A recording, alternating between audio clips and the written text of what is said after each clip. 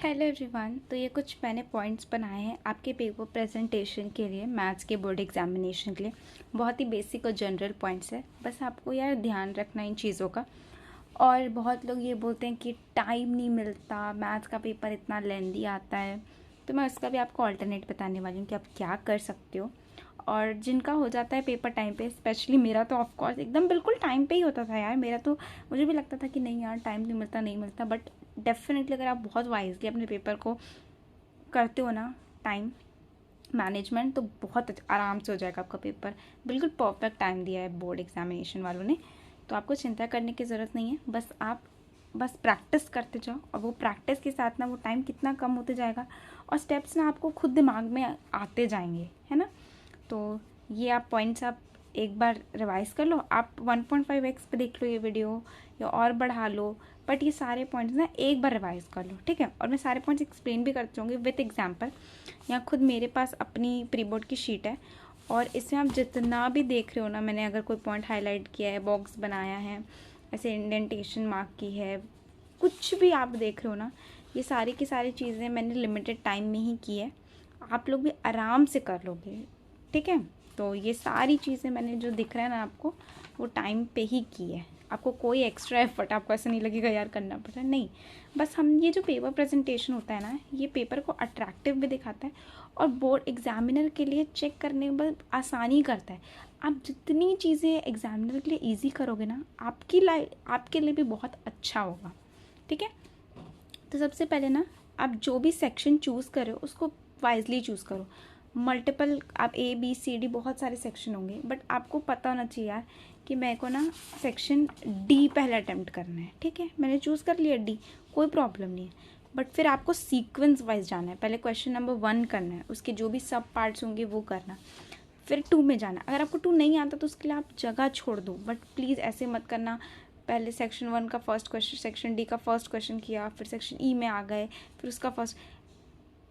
Please ऐसा बिल्कुल मत करना। अगर एक सेक्शन चूज़ कर लिया, उसमें पूरा सीक्वेंस वाइज जाते जाओ। आप A कर सकते हो, B कर सकते हो, D कर सकते हो, कुछ भी, ठीक है, बट आप सीक्वेंस वाइज जाते रहना, ठीक है। मैथ्स में क्या है, स्टेप मार्किंग होती है, तो आप जितना कैलकुलेशन, रफ वर्क, ये सारी चीज़ें हैं ना, आप उसको दिखाओ। आप हर स्टेप में दिखाओ कि आपने ये कैलकुलेट किया, वो कैलकुलेट किया। बस ऐसे मत सोचो कि यार कहाँ करूँ, क्या करूँ, ये कैलकुलेशन यहाँ कर देता हूँ, ये नहीं। आप ट्राई करो अच्छे से प्रेजेंट करने के अपने कैलकुलेशन और रफ वर्क। ये तो फिर मैं आपको आपके बताती हूँ आप और क्या कर सकते हो। हमेशा ना नंबरिंग करना, अगर आप मल्टीपल इक्वेशन से डील करो, जैसे मैं समझाती हूँ। बहुत बार ना बहुत सारी मल्टीपल इक्वेशन आती है, और आप उनको सॉल्व करना पड़ता है, आगे बताना पड़ता है। ये मैंने ऐसे कुछ हाइपोथेटिकल क्वेश्चन ले लिया है, तो मान लो ऐसे आपको बहुत सारे क्वेश्चन आ रहे हैं, तो आपको प्लीज़ उसको, मल्टीपल है ना, तो आप उसमें मेंशन कर दो कि फर्स्ट इक्वेशन है, सेकंड इक्वेशन है, थर्ड इक्वेशन है। फिर आप लास्ट में लिख दो यार, by solving equation 1 and 3 we got value of x, ये वैल्यू ऑफ z, ये। तो ऐसे ना चीज़ें और प्रेजेंटेबल लगती है। अब यहाँ पे आप और क्या लिखोगे, सॉल्विंग फिर से आप लिख रहे हो, तो लिख सकते हो, ऐसा कोई प्रॉब्लम नहीं है, बट ये सिर्फ एक तरीका है जो आपको मैं बता रही हूँ। एरिया वाले क्वेश्चन आते हैं, या फिर लेंथ और ब्रेथ वाले क्वेश्चन आते हैं कि इससे इतना काट दिया, ये कर दिया, तो वो सब चीज़ में ट्राई करो। आप जितना डायग्राम बना सकते हो बनाओ, ठीक है, रफ स्केच ही बनाओ, कोई प्रॉब्लम नहीं है। बट फिर भी जहाँ पे डायग्राम, टेबल्स, आप जो भी बना सकते हो ना, आप ट्राई करो बनाने। चीज़ें और प्रेजेंटेबल लगती है, और आप ऐसे क्लैरिटी आती है ना। तो आप ट्राई करना कि आप टेबल्स के फॉर्म में, डायग्राम, चार्ट्स, जो भी आप हेल्पफुल है उसमें आप प्रेजेंट करने का ट्राई करना। तो ये सारे पॉइंट्स हमारे कवर हो जाएंगे। अब बहुत बार चीज़ें गलत हो जाती है, आप कंफ्यूज हो जाते हो कि ये नंबरिंग है, वो नंबरिंग है। कोई प्रॉब्लम नहीं है, जो भी चीज़ करनी है, कैंसिल करना है, एक स्ट्रोक आपने कर दिया, बस इसका मतलब हो गया वो कैंसिल है। कुछ आपको ऐसे ऐसे ऐसे ऐसे वाइटनर वगैरह, वो सब प्लीज़ मत टाइम वेस्ट करना। वाइटनर वगैरह कुछ अलाउड नहीं होता। और रेड ग्रीन ये कोई पेन नहीं लेके जाना है, ब्लू और ब्लैक ही पेन यूज़ करना, और बस पेंसिल से एक स्ट्रोक, कैंसिल, वो समझ जाएंगे, ठीक है। प्लीज़ प्रॉपर इंडेंटेशन देना। मैं आपको हमेशा हर पेपर में मैंने आपको बोला है कि दोनों साइड इंडेंटेशन देना, ताकि चीज़ें एक बीच में अलाइन हो जाए। और बहुत लोगों की आदत होती है यहाँ से लिखना, क्वेश्चन नंबर 1 अगर सेक्शन दिए तो ऊपर। प्लीज़ मैं आपको बस इतना बोलूँगी, इंडेंटेशन में कुछ भी मत लिखना, क्योंकि पेपर ना आपका फोल्ड हो जाता है, तो कभी कभी चीज़ें ना यहाँ की जो रहती है वो छिप जाती है, तो नहीं भी छिपेगी, अच्छे से चेक करेंगे, तो भी आप कोई ऐसा मौका ही मत छोड़ो। आप यहाँ पे लिखो, आप यहाँ लिखो, आप यहाँ लिखो, ठीक है। प्लीज़ ऐसा ट्राई करना, ओके। अच्छा, आप डिसाइड कर लेना कि आपको रफ वर्क कहाँ परफॉर्म करना है। जैसे कुछ लोग हो सकता है यहाँ परफॉर्म करे, ठीक है। कुछ लोग अपनी कैलकुलेशन इतनी सही रखते हैं कि वो यहीं दिखा देते हैं, वो भी कर सकते हो, ये भी कर सकते हो। मेरा प्रॉब्लम क्या था कि मेरी एकदम ना सही रफ कैलकुलेशन नहीं हो पाती। तो हम लोग को ना रफ़ शीट मिली थी, अब आपको मिलेगी कि नहीं पता, बट मैं रफ़ शीट में कर देती थी, और जो भी मुझे उस रफ़ शीट से इंपॉर्टेंट लगता था ना, उसको मैं यहाँ करती थी। तो अगर आप मेरा पेपर जब भी देखोगे ना, तो हम लोग को रफ़ शीट्स में थी, इसमें मैंने कुछ रफ़ वर्क कुछ भी नहीं किया है, सिर्फ बेसिक कैलकुलेशन ही जो है वो मैंने वही दिखाई है। बट ऐसे मैंने कुछ अलग से, आपको देखो यहाँ पे कोई मेरा रफ वर्क नहीं दिख रहा है, सिर्फ स्टेप्स और कैलकुलेशन दिख रही हैं कि अच्छा हाँ मैंने ये किया। जैसे अगर कुछ ज़्यादा होता था ना, जैसे मैंने इसको पेंसिल से किया, देखो यहाँ पे ये डिटर्मिनेंट के क्वेश्चन को आपको मैंने पेंसिल से किया है, और फिर उसको मैं, अगर उनको सही लगता था 2 बार चेक किया, तो उसके बाद उसको इरेज कर दिया और फिर मैंने वही लिख दिया। तो आप प्लीज़ डिसाइड कर लेना कि आपको पेंसिल से रफ वर्क करना है, वहीं करना है, फिर उसको इरेज करना है, या आपको इस जगह पे करना है कि आपको रफ शीट मिलेगी। तो प्लीज़ ऐसा नहीं कि एक बार यहाँ कर रहे हैं वहाँ कर रही है, नहीं, क्लैरिटी रखना। फिर मैंने बताया पेंसिल अच्छी शार्प रखना, ठीक है। एक ना मोटी पेंसिल भी रखना और एक शार्प, मतलब दोनों रखना।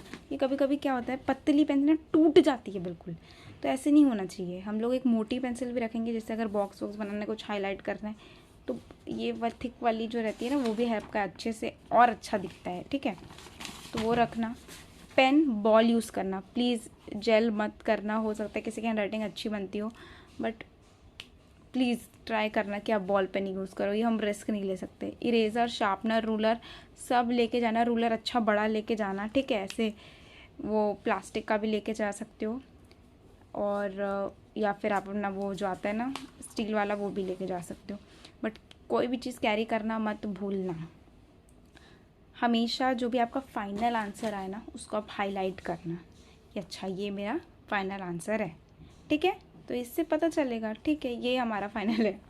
कभी कभी पेपर चेक करते हुए मेरे को लगता है यार सर को ये स्टेप समझ में आएगा कि नहीं, तो मैं बस, अगर आपको लगता है कि कोई पॉइंट को एक्सप्लेन करना चाहिए, तो मैं बस देखो यहाँ से यहाँ गई, क्या हुआ, डिफ्रेंशिएट करें, तो डिफ्रेंशिएटिंग लिख दूँ।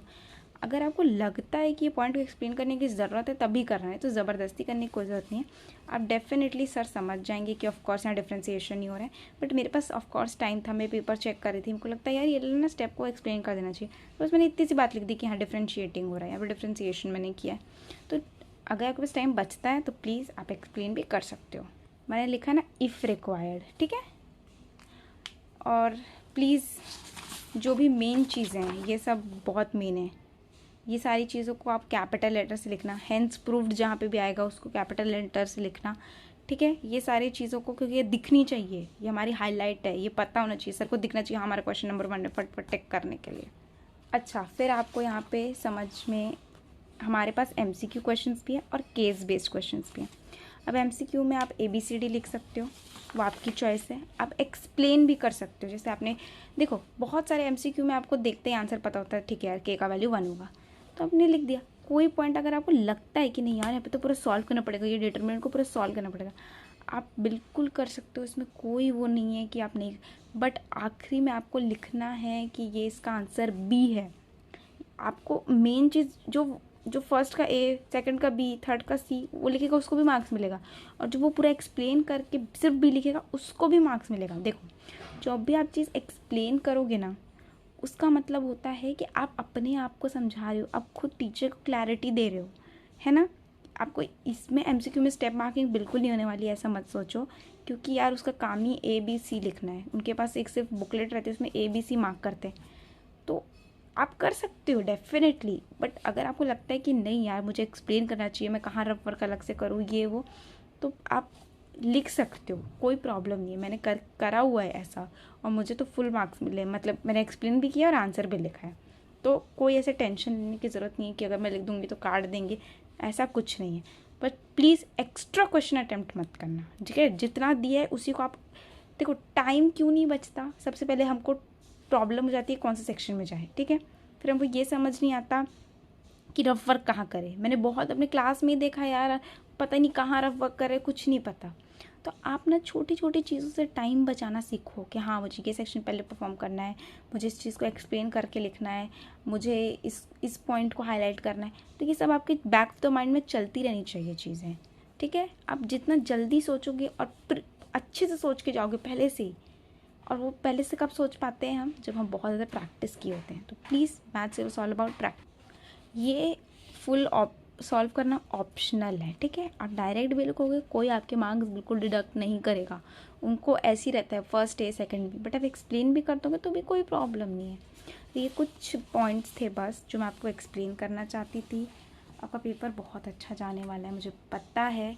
बस आप लोग काम रहना और टाइम मिलेगा, ठीक है। वॉच अगर अलाउड है तो लेके जाना, ठीक है। ये 2 पॉइंट मुझे और याद आए, तो अगर आपके पास टाइम है तो मेंशन करना पेज नंबर कि हाँ भाई ये हमारा फर्स्ट पेज है, हमारा सेकंड पेज है। मुझे तो मिल गया टाइम तो मैं तो कर देती थी। और मार्क द एंडिंग, बहुत लोग जैसे अगर बोलते हो कि मेरे पास टाइम नहीं है, हम हाईलाइट नहीं कर सकते, हम पेंसिल से नहीं कर सकते। अब ये सारी चीज़ें पेन से भी कर सकते हो, कोई प्रॉब्लम नहीं है। बट वही है, क्लीनलीनेस ध्यान रखना सही से। हर बार ऐसे लाइन ड्रॉ नहीं कर सकते, तो अच्छा खासा गैप छोड़ा करो ताकि पता चले इसके बाद ये है। जैसे मैं ना, मेरी आदत है और मैंने ये नोटिस भी किया है कि हमेशा आपकी जो क्वेश्चन है ना, जब आपने सॉल्व कर दिया उसकी एक एंडिंग होनी चाहिए ताकि पता चलनी चाहिए हाँ यार ये कंप्लीट है और हमने ये हो चुका है। तो प्लीज़ 2-3 लाइन और छोड़ देना अगर आप नहीं कर पाते हो, टाइम नहीं मिलता है। बट वो लाइन जो आप छोड़ोगे ना वो ऐसे होनी चाहिए, अगर आपने 2 छोड़ने का वो किया है क्या 2 ही छोड़ना है तो 2 ही रखना, नहीं तो ऐसा लगेगा यार इनकम्प्लीट है। मुझे ऐसा लगता है, बट आपका चॉइस है, आप जैसे प्रेजेंट करना चाहते हो, ठीक है।